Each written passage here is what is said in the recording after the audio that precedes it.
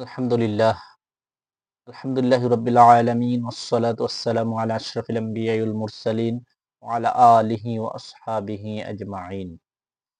সম্মানিত দর্শক শ্রোতা যে যেখান থেকে দেখছেন সকলকে আবারও ধন্যবাদ, মুবারকবাদ।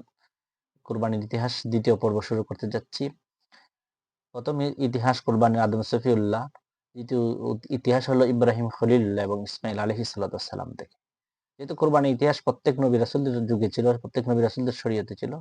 সেহেতু এটা প্রত্যেক নবী রাসূলদের বিধান শরীয়তের মধ্যে এই বিধান ছিল। বিশেষ করে হযরত আ ইব্রাহিম খলিলুল্লাহ যখন আপনার আল্লাহ রাব্বুল আলামিন অধিক বয়সে তাকে একটা সন্তান দান করলেন, ইসমাঈল আলাইহিস সালাম দান করলেন। তখন উনার বয়স যখন ১০ অথবা ১২, কোন বর্ণনায় আছে ৮ অথবা ৯, তখন আল্লাহ রাব্বুল আলামিন বলেন এভাবে, ফালাম্মা বালাগা মাআহু সাইয়া। যখন ইব্রাহিম আলাইহিস সালামের ছেলে তার সাথে ইসমাঈল আলাইহিস সালাম তার বাবার সাথে হাঁটার বয়স হয়ে উপনীত হয়ে গেল, হ্যাঁ? দৌড়াদৌড়ি করার বয়স। তখন আল্লাহ বলেন যে আদেশ করলেন স্বপ্নের মাধ্যমে। আর হযরত ইব্রাহিম আলাইহিস সালাতু ওয়াস সালাম উনার সন্তানকে বললেন, আয় আমার বাবা, ক্বালা ইয়া বুনাইয়া ইন্নী আরা ফিল মানাম। আয় আমার বাবা, আমার ছেলে, হ্যাঁ আমার বৎস, আমি স্বপ্নে দেখি যে তোমাকে কোরবানি করি। ফানজুর মাযা তারা। সুতরাং তোমার অভিমতটা কি?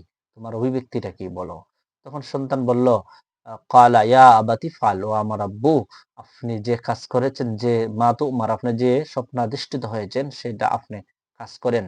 আপনার কাজ আপনি বাস্তবায়ন করেন। সাতাজিদুনি ইনশাআল্লাহু মিনাস সাবিরিন। অবশ্যই আপনি আমাকে ধৈর্যশীলদের অন্তর্ভুক্ত পাবেন। ফালাম্মা আসলামা, তারা উভয় যখন আত্মসমর্পণ করল, অর্থাৎ ওয়াতাল্লাহা লিল জাবিন, এবং আ বাবা ছেলেকে জবে করার জন্য অ ও প্রস্তুত হয়ে গেল, জবে করে ফেলবে।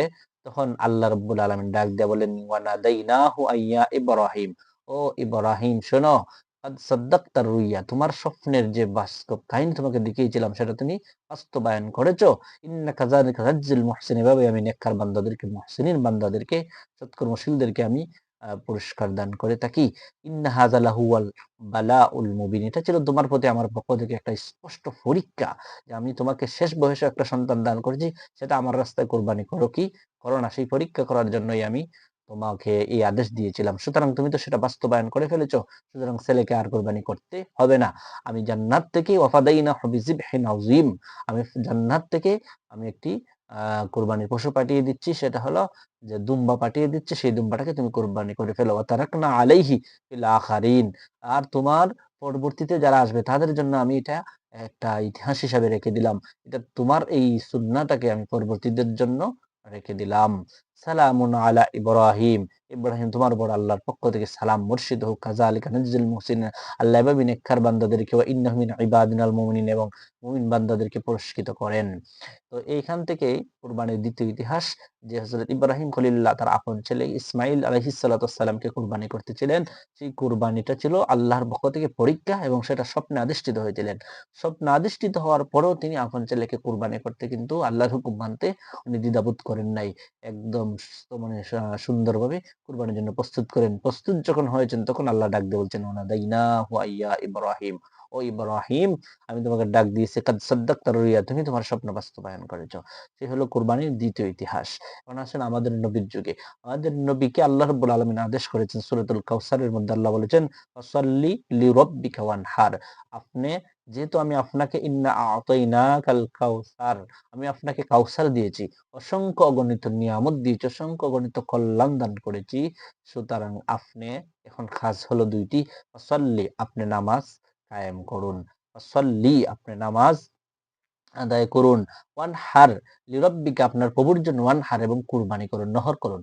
নহর বলা হয় সাধারণত বুদনাকে, মানে উটকে যখন জবে করা হয়, আমরা গরু, মহিষ, ছাগল, দুম্বা এগুলোকে সাধারণত জবে করি, আর উটকে সাধারণত কি করতে হয়? নহর করতে হয়। এটাই হলো সুন্নাহ। তো তোমরা, আল্লাহ বলেন ওয়ানহার, তুমি নহর করো, মানে রক্ত প্রবাহিত করো। আ এটা হলো কোরবানির ২য় পর্ব, যে হযরত ইব্রাহিম এবং ইসমাঈল আলাইহিস সালামের কাছ থেকেই কোরবানির ২য় পর্ব শুরু হয়, এবং নবীকে আল্লাহ রাব্বুল আলামিন আদেশ করেন যে তুমি কোরবানি দাও। যারা সামর্থ্যবান তারা কোরবানি করা তাদের উপর ওয়াজিব। যাদের নেশাব পরিমাণ সম্পদের মালিক আছে তাদের উপর কোরবানি করা ওয়াজিব। যদি তারা কোরবানি না করে তাহলে তারা গুনাহগার হবে। এমনকি রাসূল সাল্লাল্লাহু আলাইহি ওয়াসাল্লাম হাদিসের মধ্যে ধমক দিয়েছেন। তিনি বলেছেন, মান উম মান আ মান হাদিস শরীফটা হলো যে আ নবী বলেছেন, "মান কানা লাহু সাআতান", যে সামর্থ্যবান লোক, মান কানা লাহু সাআতান ওয়া লাম ইউদাহহি, যে ব্যক্তির সামর্থ্য আছে, সাআত আছে, সেই ব্যক্তি যদি কুরবানি না করে, ফালা ইয়াকরুবান্না মুসাল্লানা, সে যেন আমার ঈদগাহের কাছেই না আসে। রাওয়াহু ইবনু মাজাহ। এটা ইবনে মাজার হাদিস ৩১২০ পৃষ্ঠা নাম্বার ২২৬। এখানের মধ্যে স্পষ্ট একটি হাদিস রয়েছে, আন আবি হুরায়রাত আন্না রাসূলুল্লাহ সাল্লাল্লাহু আলাইহি ওয়াসাল্লাম ক্বালা মান কানা লাহু সাআতান ওয়া লাম ইউদাহহি, যে ব্যক্তি সাআর পরিমাণ সম্পদের মালিক আছে, মানে নেশাব পরিমাণ সম্পদের মালিক রয়েছে, ওয়ালাম ইউদাহহি, কিন্তু কুরবানি করে না। রাসূল বলেন, ফালা ইয়াকরুবান্না মুসাল্লানা, সে যেন আমার ঈদগাহের কাছেই আসে না। নবীজি ধমক দিয়েছেন। অর্থাৎ যারা কুরবানি করবে না সামর্থ্য থাকার পরেও তাদেরকে ধমক দিয়েছেন। এইটা হলো কোরবানির দ্বিতীয় ইতিহাস, দ্বিতীয় পর্ব কোরবানির ইতিহাস। আম তো দ্বিতীয় পর্ব শুরু হয়েছে হযরতে ইব্রাহিম আলাইহিস সালাম এবং ঈসা আলাইহিস সালাম থেকে এবং নবীজি পর্যন্ত। আল্লাহ রাব্বুল আলামিন আমাদেরকে কোরবানির আ সমস্ত মাহাত্ম্য, ফজিলত, বরকত আমাদের দান করুক। যাদের কোরবানি দেওয়ার সামর্থ্য রয়েছে তাদেরকে আল্লাহ রাব্বুল আলামিন কোরবানি করার সামর্থ্য দান করুক। তারা যেন সহি নিয়তে কোরবানি করতে পারে।